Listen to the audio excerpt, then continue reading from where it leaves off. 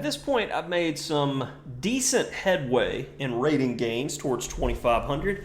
I'm sitting at 2468 at the start of this game with the white pieces against a 2504. And we have ourselves an English. And I discussed this in the first video in the 4 nights. This D5 move. And this is one of the moves I really, really like to see. If you like Sicilians, then you really like Sicilians when you have an extra move and the extra time. So this extra move is going to be used quite effectively here because I'm placing pressure on my opponent immediately. He's got problems he needs to solve. Bishop b5 with that threat of knight takes e5. So they want to play bishop d6, but this would hang a piece. They capture and then go bishop d6.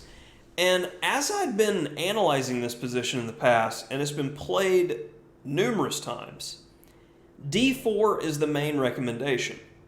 And this is still, like I said, a colors reverse Sicilian.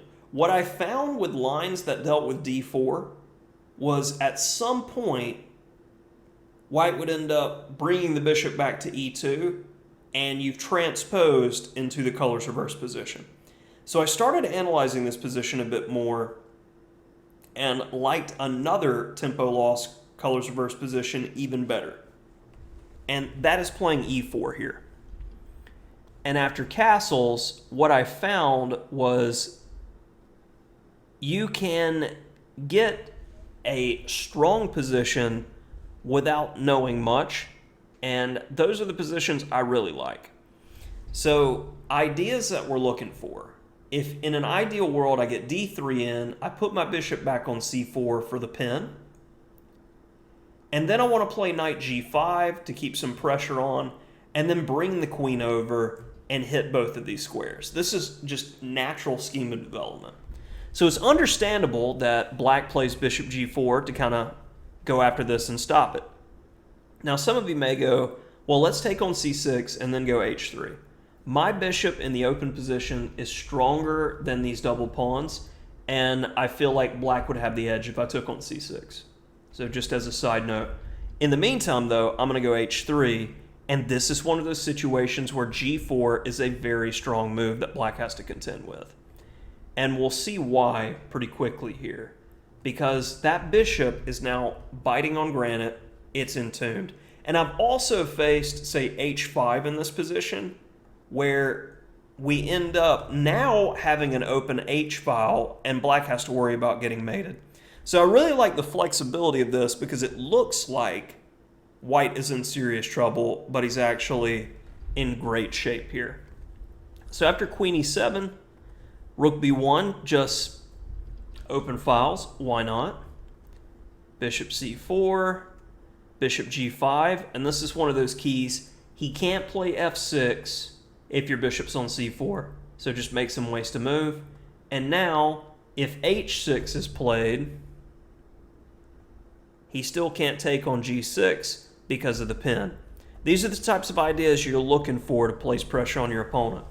Now, since my opponent is 2,500, he definitely knows what he's doing, and he's trying to break the pin and uncoordinate my pieces, and he does so pretty effectively.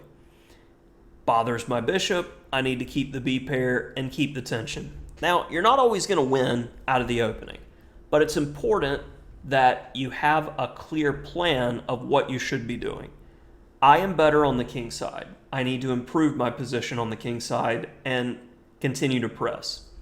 So after king h8, I'm worried about my only potential weakness, so I control that.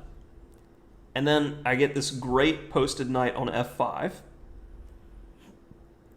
Now, here is a critical moment in the game, and white has the ability to finally take a sizable edge.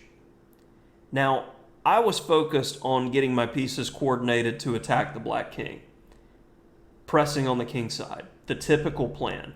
What I missed, though, was the opportunity to slam the center. And after queen c8, can press finally with h4 followed by g5, and white has an easy time of it. But I decided to go with a simple king g2 to shore up key squares and give that, I'm just improving my position, Karpov style, just a little bit before doing anything. I want to see if you'll make a mistake. Fishing, if you will. f6. Now I'm going for the aggressive plan. I miss d4 again. I go with queen h3, lining my queen up with his king. I don't want c4 to take place under unfavorable circumstances, so I get my bishop on a good square. And now I'm taking that opportunity to get rid of that power knight, and I want to press. What I should have done is cash in and work that pin, where white is completely winning and there's no counterplay. Got to stop missing these things. But I decided to press for more with h5, and this now gives black the opportunity at some counterplay that never should have happened. h6. The knight is very annoying, but his rook also is starting to get there.